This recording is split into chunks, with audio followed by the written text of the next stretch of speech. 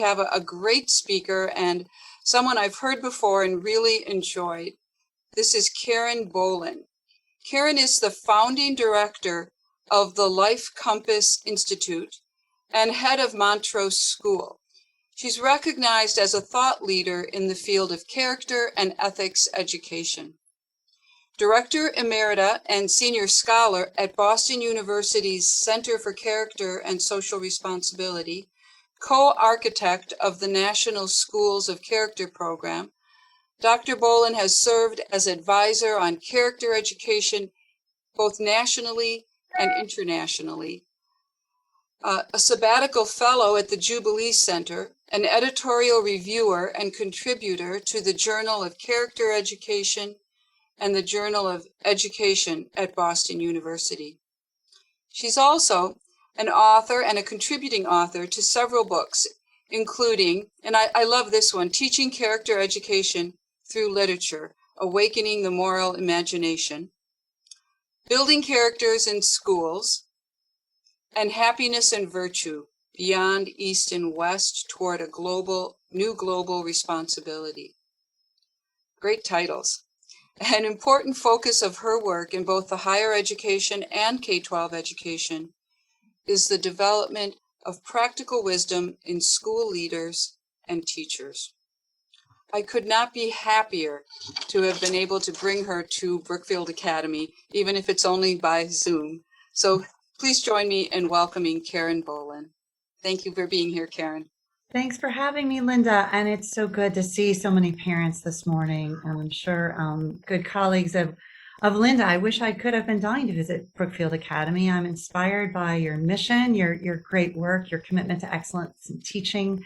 We too here at Montrose for grades 6 through 12. We are open full-time in person, and like you have had a heroic faculty and staff team who've pivoted with great agility and such commitment to the students, because we know that being with them in person and exploring these great texts and questions about what it means to be human and developing all these habits of mind of good mathematicians and scientists and linguists is so fundamental to building the kind of resilience needed in navigating a pandemic at home, in school, and living solidarity with the rest of the world as we watch this situation evolve. So I'm really honored to be with you all. I think that this beautiful image, which some of you may have seen in the Vatican, Raphael's School of Athens, just reminds us that the work we do inspires awe. We could spend all day in front of this painting alone. And I do not claim to be an expert in classical education. I am a veteran educator, deeply committed to what endures, what matters, what points us towards what it means to flourish and thrive as human beings. And we are a school deeply rooted in a Judeo-Christian tradition and the liberal arts tradition. And so there's a lot of overlap with classical education. So I want to walk you through a few things. And every time I have a Zoom presentation, this mouse is funny. So what are we aiming at in classical education? I'm going to use as my inspiration today some great classical thinkers to help define what we mean by classical education, what we're aiming at, what we're not aiming at, some of the challenges we face as parents and educators, and you parents are the first and most important educators of your children. So your partnership with the school, your partnership, your interests in what feeds your sons and daughters' minds, hearts, and character, the rich curriculum and experience they have in school really matters, because the conversation continues at home, and you can take each of your children to deeper places. So classical education, when we think about what are we aiming at, if we take Aristotle's scale, he has the doctrine of the mean. He says that when we are aiming at what's best and right, what allows us to thrive and flourish, and we're aiming at our best response to something, it's a high point It's a choice that falls between two extremes, one extreme of excess and the other extreme of deficiency. So the deficiency of, when we think about classical education, we don't want our children to be ignorant. We don't want them to be uninformed of this great cultural patrimony, tradition, and heritage we have as human beings. On the other extreme, we don't want to reduce classical education, liberal arts education, to cultural literacy simply as a form of elitism, snobism, superiority. We're aiming at something much higher, and that being is this idea that we'll be exploring in the context of this talk, and it will emerge shortly. Bear with me as you. Classical education and character education combined, which is the education of the whole person, mind, heart, will, in an understanding of human excellence. What does it mean to be human, to flourish? And this is our goal. And when I think about character education and classical education, I'm reminded of this great story by a dear friend of mine, Kevin Ryan. He talks about when he was in college and up late in the middle of the night talking about what is the meaning of life. And he and his friend were back and forth. This, of course, was after the discussions about the parties and people they had met and the fun they had had. And it had gone to this existential place. And,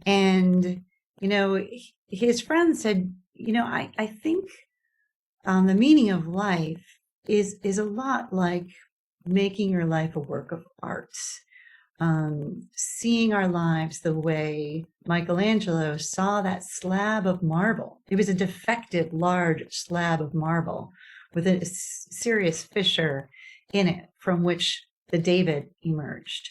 And as an artist, he saw the potential, and that tremendous masterpiece emerged from it. And yet it's not just what the artist, the parent, the teacher does to the stone to chisel it. It's how we evoke from our children, from our students, the greatness, the agency, the freedom, and the potential they have to make their lives a work of art, to become the best version of themselves. And so it's this dual effort of providing the great raw material, having that conviction of the greatness within them, and then evoking their sense of agency, their habits, their dispositions to lead a life in those great themes that classical education, liberal arts education addresses, which is pursuing what's true and distinguishing truth from falsehood, and pursuing what's good and noble, and distinguishing that from the ignoble, and pursuing what's beautiful and distinguishing that from what is not beautiful or ugly. So these ideals are created in combination of the relationships we have with young people and what we feed them, the material we work with, the content of the curriculum, what we read, what we study, what we experience together in the classroom. And so I'm not going to linger here very long. We know that in the classical tradition, the liberal arts tradition, there are the languages that pertain to the formation of our mind, how we develop those habits of mind that enable us to pursue truth, to become deliberative and thoughtful and practically wise, not just impulsive and reactive.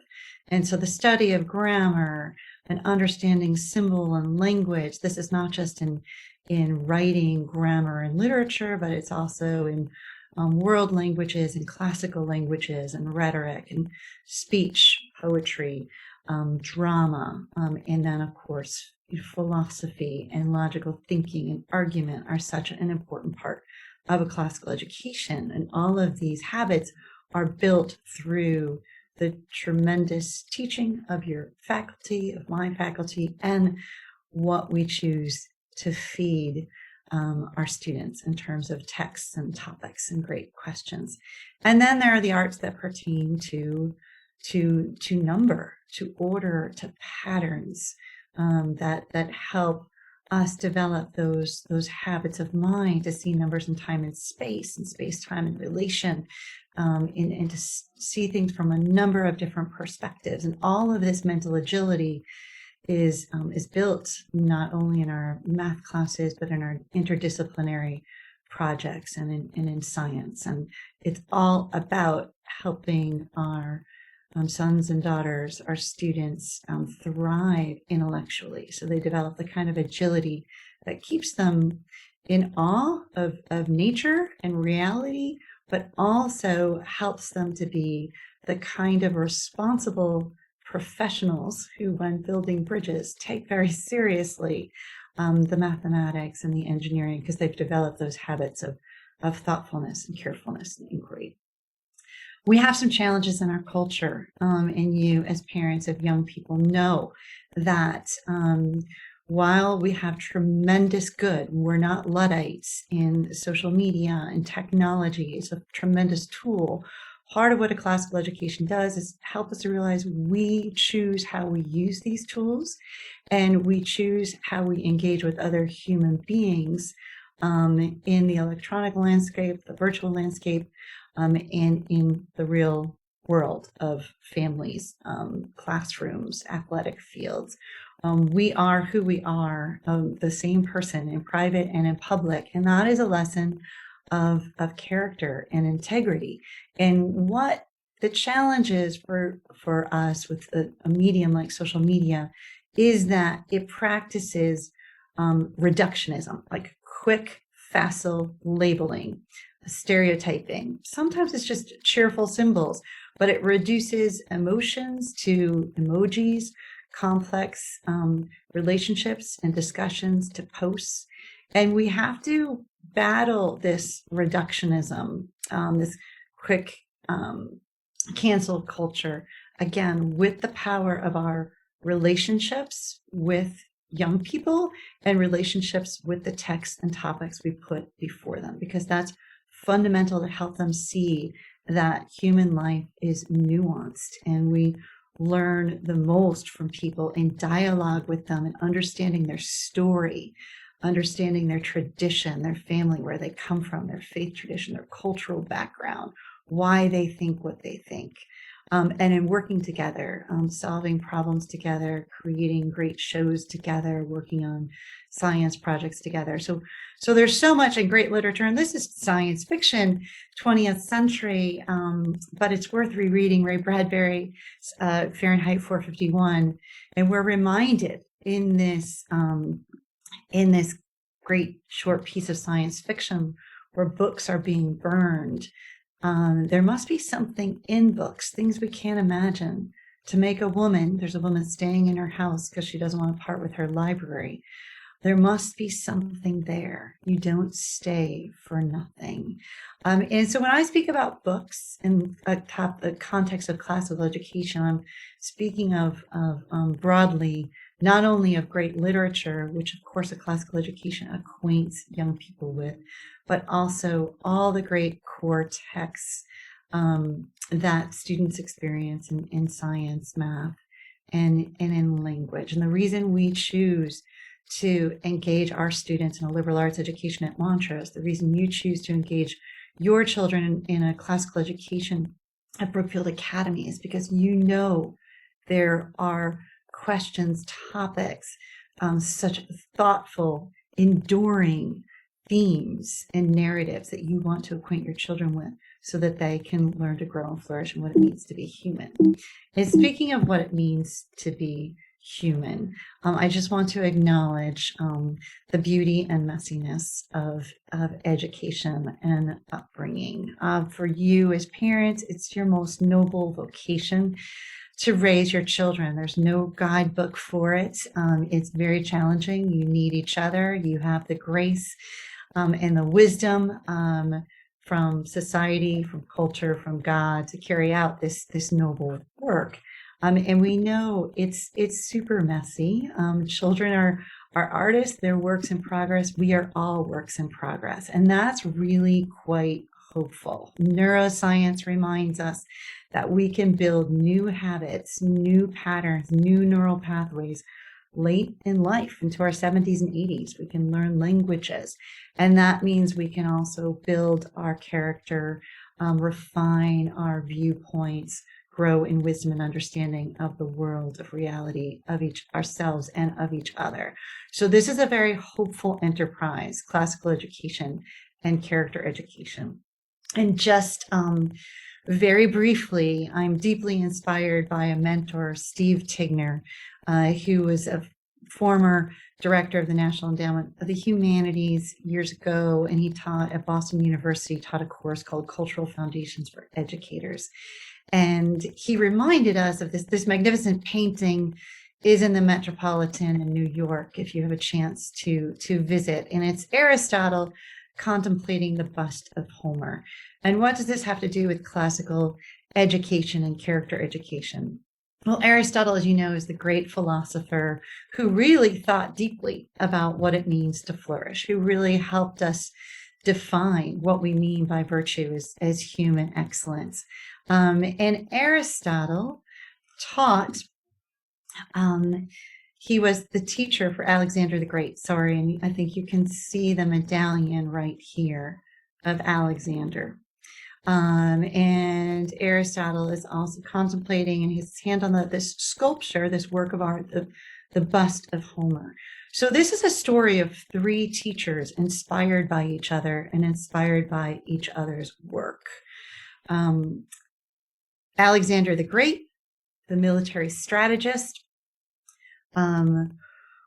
learned from Aristotle was his great tutor and inspiration as a philosopher. Alexander the Great slept with Homer's under his pillow and consulted Homer regularly to get insight on military strategy and execution. And I'm sorry, I have misspoken here. So Alexander is inspired by Homer's epic narrative verse. And as I said, he's slept with him under his pillow. And then we have this other teacher connection between Aristotle and Alexander the Great. And Aristotle represents sort of the life of the mind, of philosophical contemplation, thinking about what things are and why they matter, or what Aristotle would call theoretical wisdom. And Alexander the Great thought more about the practical wisdom. How do we take wise action in context, military strategy, leadership, day-to-day life? And Homer represents that productive wisdom. What can we do, create, or produce? And Homer created this lasting and enduring, magnificent epic verse that inspires us about what it means to be human with incredible narratives. So even in the artifacts and art, the classical tradition, there's such rich wisdom to be mined. And that schema of understanding theoretical knowledge, practical knowledge, and productive knowledge is very relevant in school, because in a classical education, liberal arts education, our teachers, our schools, by our very mission, are making choices about what kind of knowledge and texts matter to help your sons and daughters become the best versions of themselves. And then we are modeling by example in every relationship and in every assignment, the kind of habits of mind and practical decision making they make in math class and music and history. And then all of their assignments, what they do, produce, and perform, helps them grow in that productive wisdom. So that's really the richness of a liberal arts classical education, is your child has access to these three types of wisdom. But then there's a deeper anthropology and psychology. Again, I'm taking my cue from Plato's Republic and from my wise mentor, Steve Tigner, who pulled out these instructive insights for educators. In Plato's Republic, there's this great metaphor of justice in the city. And he says, in order to understand justice in the soul, in order to understand justice in the city, we need to understand justice in the human soul, our psyche. And he explains that there are 3 seats of motivation in the human soul that need to be brought into harmony, into justice. And the first seat is our appetite, which desires to be fed, to have fun, to be satisfied. We're hungry. When we need to watch a movie after a tired week, we seek fun, satisfaction. We also have the spirited part. This is not spiritual. This is spirited. Think animated. Think Olympics, being on a team. This is the seat of our emotions, the desire to achieve, to belong, to be recognized by name, to be encouraged, to be moved and inspired by beautiful music and great narratives. We need to feed the spirited part of the soul. And then our reason also has great desires. Our reason desires to know. We see this in 2-year-olds from a very young age who are asking all the time, why is it getting dark out? Why are there no stars tonight? Why does the sun rise at this time? Why? Why is it getting lighter even though it's colder? Reason wants to know, to figure out, to be instructed, and to be informed. So these 3 seats of motivation are really 3 seats of desire. And the best education feeds all 3. Not just one, it's not just a cerebral exercise. The best education feeds our reason, our mind, our emotions, our heart, our ambitions, and feeds our appetites. And Augustine put it this way, and it's a very simple adage, and he was preparing young ministers to go out and preach. And he said, always remember when you are teaching or preaching these 3 aims: to delight, to instruct, and to move. And classical education and character education seeks to delight young people's appetites, so they develop an appetite for what's true, what's good, and beautiful, and give them experiences in school which make them want to come to school. Our students are so grateful to be coming into school every day in this pandemic. And the experiences that motivate them, that inspire them, that edify them, rich narratives, biographies, and obviously the kind of writing, problem solving that gets them in the zone and has them transfixed and taps into their sense of intellectual curiosity and wonder. And so we talk a lot in our culture about nutrition, diet, and exercise. We've learned about its impact on our sleep, our mental wellness, and our mental health and wellness, and our ability to learn. And what we really need to be thinking about equally is, what is the content? What is the food? And what are we feeding our young people's appetite, spirit, and reason? And how are we inviting them to exercise their mind, their spirited part, and their appetite? Because the challenge we face as a culture, and as adults, is when our ambition alone, our spirited part alone, blindly calls the shots. And think about Macbeth's ambition for power. Think of white collar crime. Think of road rage. When these 3 parts are not fed and in harmony with sort of reason guiding, blind ambition, infatuation can call the shots. And this is when we see behavior that's impulsive. And this is obviously natural. And it takes parents and educators working together, giving feedback, coaching, and correction, because we care, to help young people and help adults not rationalize our ambitions so that we justify cheating, stealing, violence, or any kind of abuse of power. So when our decisions are unchecked by this balanced harmony with reason, wisely captaining our spirited part and our appetite, we run this risk. Similarly, if we sit, and this happens in the pandemic, I'm sure you saw the students come back, different amounts of time and exposure to social media or disconnection from peer. It took its toll. Too much time just doing things that are not constructive or productive make it harder to get back in shape and focus.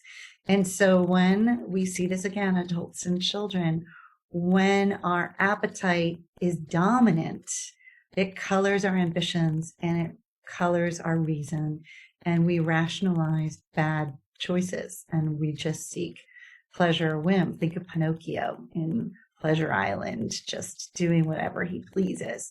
And so the goal to delight, instruct, and move all three so that students come to appreciate what's worth, develop an appetite for great works of art, great work, great ways to spend their time. And it's so interesting, this whole thing of classical education, liberal arts education, the choices we make matter. And Mark Twain once said, the man who doesn't read good books has no advantage over the man who can't read them. You know, what we feed our students is significant. And so again, what are we aiming at? Well, Plato tells us it's harmony of soul, where the reason is wisely guiding and shepherding, not dominating, but wisely guiding and shepherding our ambitions and our desires, wisely guiding and shepherding our appetites.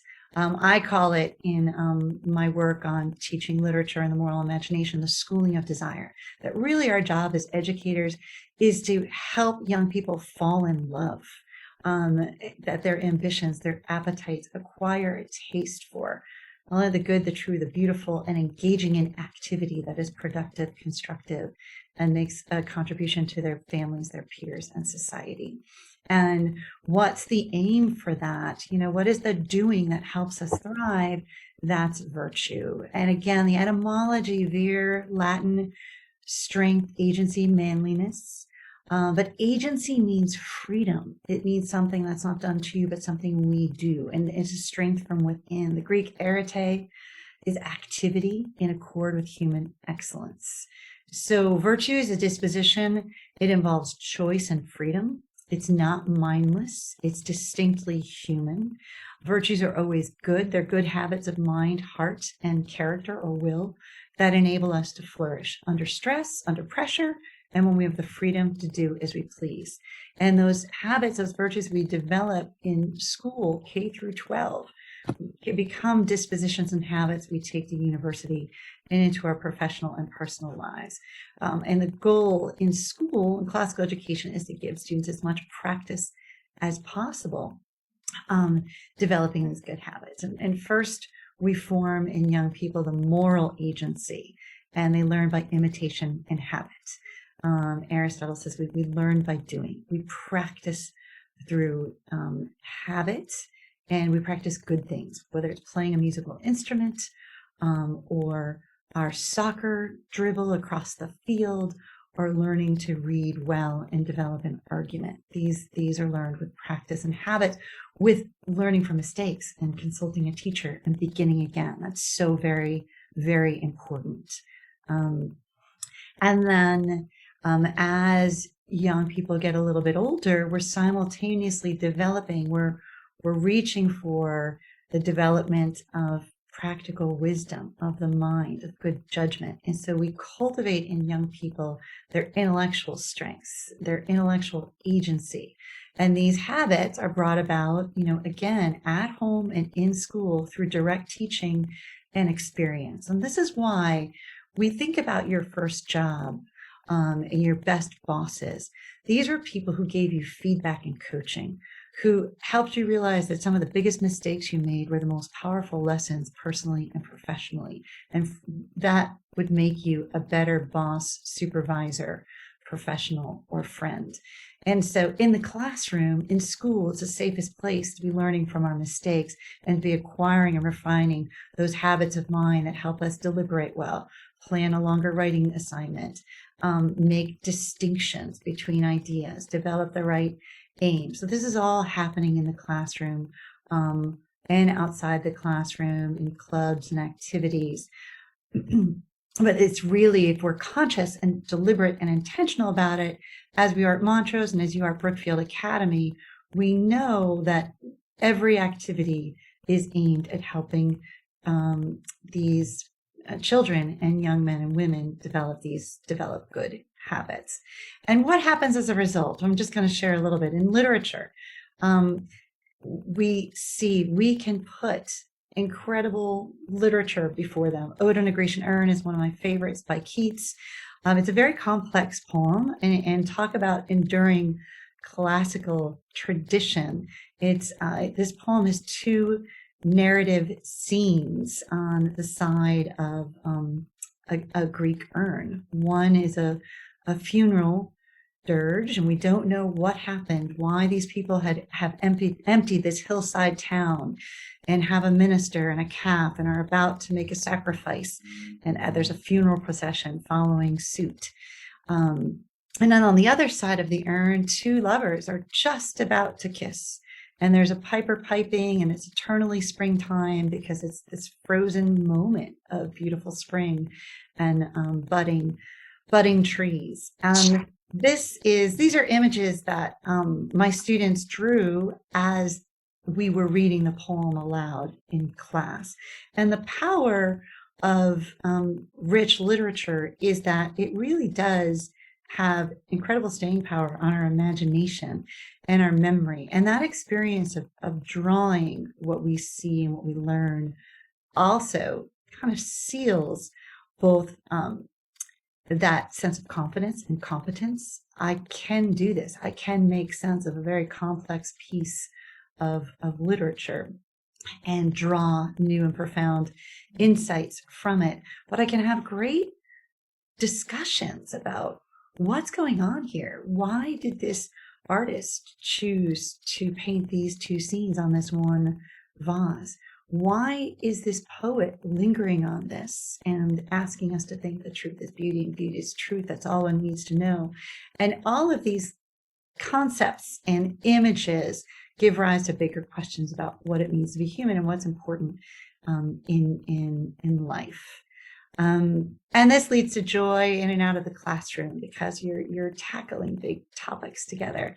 Also in literature, just in a discussion of Pride and Prejudice, the students had looked at the difference between personality and character. And personality, like temperament, is part of our core DNA, what we inherit. We might be like any one of us, the seven dwarfs, or a combination of them. Those temperament and personality qualities are just part of what gives us our color.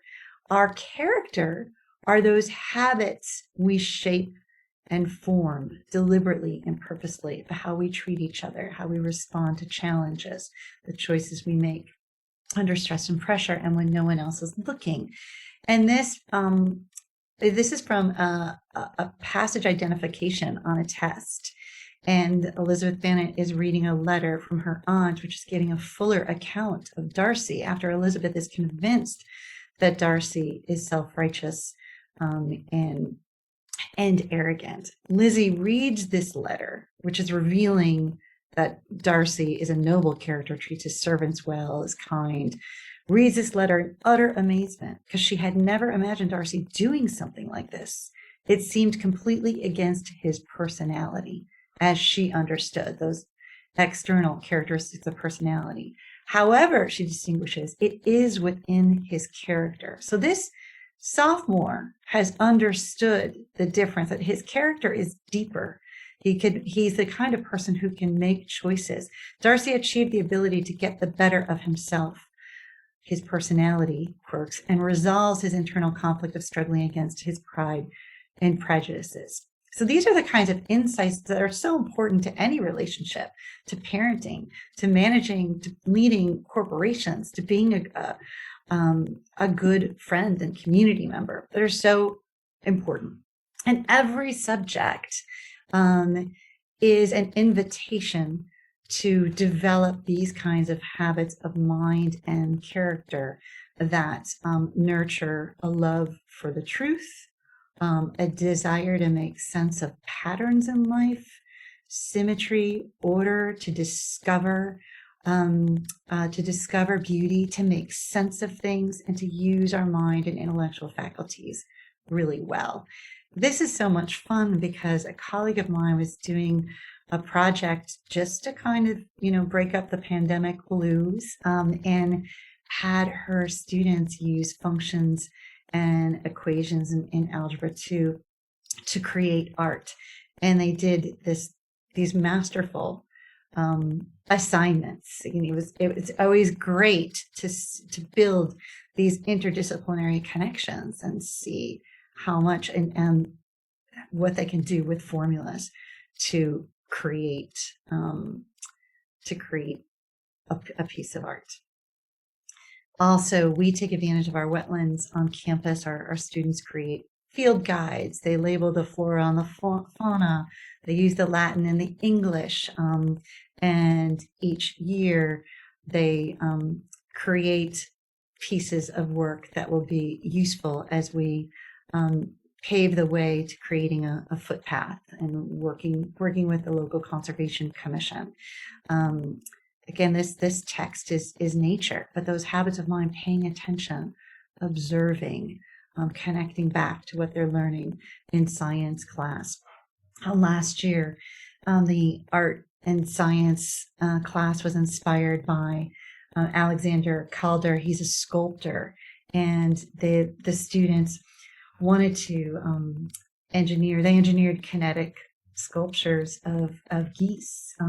They looked at the migration formation, and what's interesting is that in this long hallway, they even hung the exhibit in such a way that if you followed it with your eye, the viewer would be on a path from our arts and environment building directly out to the wetlands outdoors. So connecting the engineering, the art, the science.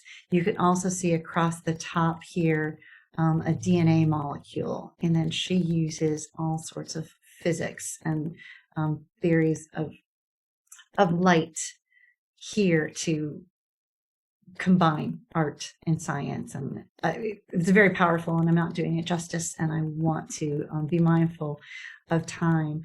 But when young people are acquainted and engaged in all of the wonders of our natural world and the principles of physics and science, they are inspired to do great things. And we're very proud. A team was just published in BioTrek's Science Journal. That was very exciting for them. So mathematics, science, art, numerous opportunities just to build connections and increase their sense of awe and wonder and curiosity. I love the movie A Man Called Infinity. It's a great film if you're trying to jumpstart your child's interest in math. I highly, highly recommend it. So all of these habits, open-mindedness, precision, perseverance, academic integrity, diligence, analysis, discipline, these are all virtues. These are all human excellences that are acquired in the classroom when we troubleshoot, when we begin again, when we spend time in that pain point. That pain point's really important. Remember, I talked about nutrition and exercise. And when we're injured and we need to see the physical therapist, we have a personalized plan of physical therapy because there's an area that's weak. There's an area that there's pain. We need to work through it with guidance. And so pain and frustration aren't bad in and of themselves. What matters is what is our personalized learning plan so that we keep at it and we build strengths where there's weakness. Obviously, too, the mind, the heart. I spoke earlier about the spirited part, the ambitions, the state of emotion, the desire for inspiration. There's so much in story, in children's story, that is just replete with virtues of friendship, Pepe the Lamplighter. It's all about the importance of work and details and taking care of little things and being faithful to your small job. The Empty Pot is all about integrity, keeping your word, being true to your promises. Beautiful, beautiful pieces. Art, history, and narrative help us make distinctions that are so important. Justice versus exploitation, courage versus recklessness, hero versus a celebrity. So powerful when we spend time in the classroom and at home. Do ask your sons and daughters, tell me what you're reading. Tell me about that. Walk me through a favorite scene. Keep it very open-ended to help hear their reflections. And while these are teaching resources, these are great resources for home. Great Lives, Vital Lessons is about biographies that are inspirational. Teaching character through literature. How do we discuss literature at home and in the classroom? Tremendous resources for parents and educators in here. Similarly, in Happiness and Virtue, a lot of wisdom from the Eastern tradition. This was a project that I did with colleagues from Japan. So we paired 9 virtues. We would have a pair of stories, one from an Eastern tradition, one from a Western tradition, that illuminated those virtues. And this is very much a discussion at home book that you can read stories together as a family and discuss them. And new and available on our website is Stress Tests of Character. I'll be sure that Linda sends you all the PDF. And it's all about the power of narratives. Stories, for example, of great scientists whose struggles were instrumental in their growth as a scientist and in making major discoveries and contributions to the field. There's tremendous research that shows that when young people know that professionals in different fields have struggled, particularly scientists, it inspires them to be more engaged in science and trust their own struggle and the power of their struggle. So Stress Test is about the power of leveraging and reframing difficulties, stressors, as opportunities for growth. And how can we do that in a way that delights, instructs, and moves, so that we're feeding the mind, the spirited part, and the appetites. So it's a very valuable resource. Again, for short stories, there's personal stories in it and ideas for what you can do at home. So with that, I'm mindful of time and I want to leave space for questions. But just to summarize, really, this beautiful mission at Brookfield Academy, this commitment to educating the character of your sons and daughters, educating them in feeding them in this great classical tradition, the same way we feed our students in this great liberal arts tradition, is about evoking from them virtue, these habits of excellence. It's about inspiring them and empowering them with the habits and strengths they need to be human, to be great friends, sons and daughters, classmates, citizens of the world, and professionals. And in every subject, what is it that we're looking at? The habits and strengths of great mathematicians, scientists, historians, writers, linguists, thinkers. These are what they're able to develop in the classroom when they do their homework and work with you. And it's that great teaching at home. How can I help cultivate their appetites? How can I nurture their desire for this great content and even for hard work, knowing that it culminates in tremendous contributions? That's what it's all about. For us, at Montrose, these are our habits of mind that help us achieve veritas, the pursuit of truth. These are our habits of heart that help us achieve great friendships, relationships, teamwork, citizenship. And these are the habits of character that help us deal with those stress tests when we're under pressure, and helps us deal with those leisure tests when no one's looking. What are the habits we need? I know that Brookfield Academy has its own focus. I'm going to stop here and stop sharing my screen and invite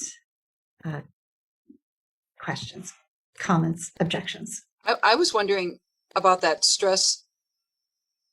What was the one, stress in character? What was the last thing you just talked about? Stress Stress tests of character. Yes. This year at Brookfield Academy, we have a theme every year, and this year our theme is Embrace Challenge. So I'm just thinking, is that a book or a lesson plan, or what exactly is that? Maybe we Excellent. That's a great Embrace Challenge is right on target with what stress tests is helping you to do. It's a resource guide, so it can be used by administrators, teachers in the classroom, and parents at home. And if you flip through it, there's, a little bit on the power. What is a stress test? What is stress? How does it help us build character? So you can do a little discussion with faculty and parents, just using those short pieces with researched based principles. And then there are a number of short readings and activities you can do with students. And so it's designed not as a lockstep curriculum, but as something that can be useful to school administrators, teachers, and parents. And then it does give you a selection of stories and resources, as well as some inspirational blog posts that can be modeled. So if you'd like to use it, let us know. And we're also happy to see if you'd like some professional development for faculty on that, because it's something else we've had a lot of fun doing. Great. We just got a question here in the chat that said, any recommendations for books for graduating seniors? Oh, that's so good. Well, I don't know your entire reading list. So it depends. I mean, I do love Man's Search for Meaning. And if that's not part of the curriculum, that's a great read. These are all the little, the other one, there's several powerful books. Even Tuesdays with Maury is a nice contemporary pairing with Man's Search for Meaning. I love the play Wit. Emma Thompson did the film version of it. These are all thematically related, by the way. And so is Immaculate Iligabiza. What is the name of that? Oh, yeah, that's a great. Left to Tell by Immaculate Iligabiza. So these are more endurance stories and what is the meaning of life, but they're powerful stories that I know the kid, it resonates. It would move them. Yes, for sure. Those are great titles. We taught Wit, and we read selections from the Nicomachean Ethics on the distinction between practical and theoretical wisdom, and it went over really well with the kids. Great. Excellent. I don't know how you teach it. That'd be fun to talk about. But hey, I had a question, if it's okay, Mrs. Pryor. Of course. So like Aristotle, I think it's almost like his jaw, like okay, look, Aristotle is constitutive of the tradition of which we're members. I get that, but it's not like, I don't know if you've ever like a problem with your jaw where the top and the bottom don't like quite make a fit, and so you can get a headache. So kind of thinking about Aristotle's vocabulary, I'm not sure how easily it translates to 2021, because just to take one example, Aristotle argues and is committed to the idea that unless you have all the virtues, in particular, the crowning virtue of Book 6, phronesis, you have none of them. So he's actually kind of limited in his capacity to talk about moral growth, seems to me. Or like your word habit. I mean, it seems like mindless repetition, like I tie my shoes by habit. And his word disposition, though, hexis, it's like, I don't know how to convey that exactly. Do you have any advice on kind of quite a question. moving beyond Aristotle to a similar vocabulary? Like I look at the Jubilee Center, I think in Birmingham is great. But what other resources might you recommend? Sure. That's an excellent set of questions. And I always pair Aristotle with neuroscience. I do not make him my god. He just has a very thorough and nuanced understanding of what it means to flourish. And for Aristotle, moral virtues are not mindless habits, because ultimately what he's saying about phronesis is that as we mature, so you learn as a child, look both ways before you cross the street. Don't touch the stove. You burn yourself. You hear about accidents. But you're doing it because you're supposed to and you're told to. As you grow with maturity and experience, you also learn how to treat people with kindness. You don't feel like it, but you do it because you're taught to take turns and not hit people over the head with your doll when you're upset. So with experience, you learn why that matters. You learn why that might hurt another person. And that's where phronesis kicks in. And what you're doing in a Socratic seminar or in a careful discussion, in a nuanced discussion in a class, whether you're talking about theoretical and practical wisdom in wit, is you're helping young people develop those habits of reflection that are critical to phronesis, because you want them to connect knowing that something is good to knowing why something is good and owning it, so that you freely choose in other contexts. You choose well, because it always matters what you're aiming at. That's really what practical wisdom amounts to. So I work very closely with Jubilee Center, always have. But if you look at stress tests of character, we're also doing another project called Courageous Conversations. You look at our blog. There's a blog post, Building a Life Compass. It's in very simple terms. I don't always use virtue. You are my classical education audience. I'm very happy talking about strengths. I'm very happy. But again, the neuroscience shows that, our brains develop from back to front. This is the prefrontal cortex. This is where the wisdom, the good judgment is. We know that in middle school, peak adolescence, it's different for girls and boys. The limbic system can be like swollen, and that means slightly different things for boys and girls. There is overlap, but that reaction and impulsive center needs to be tempered and educated. It's not just about waiting for someone to turn 21 before you can have an intellectual conversation with them. It's about setting those experiences in motion at home and in the classroom, where we're training them to reflect. So we are kicking phronesis into gear. So the way I look at Nicomachean ethics is I am drawing the instructive insights for educators. I'm not treating it as a sacred text from which I cannot veer. I don't know if that's helpful, but we could talk a lot. No, it's wonderful. It's wonderful. I mean, that's the schooling of desire, I suppose. Correct. And that's really what, I can send you something else on the schooling of desire. Well, there's another parent in the same vein that wondered if you had suggestions for introductory reading for high schoolers on Aristotle or Plato. Oh, that's great. Yes. Well, I was thinking, I haven't read it all. I just started to read Edith Hall, and I think I was just going to ask. I have Edith Hall. Yeah, there's things what I like about Edith Hall is the way she addresses the fact that Aristotle, had no respect for women or children with any kind of disabilities, etc. She addresses all of that. Like, what can we extract from Aristotle that is useful? But another good primer on Aristotle is in process. Let me think about that. Let me think about that and get back to you. I have another book I have not finished reading, but it's called I can't even remember the title, but it's something like If Aristotle Had an iPad or something. I mean, it's very simple, but it's an introduction. So maybe we could put our heads together, Karen, and give parents a list. Yeah, there's a fellow at Notre Dame, philosopher and motorcycle mechanic. He writes the book The World Outside Your Head. He's got some really good stuff on Aristotle. And there's someone else. I don't know why I'm having this brain freeze right now, but I will remember as soon as we log off. Yeah, exactly.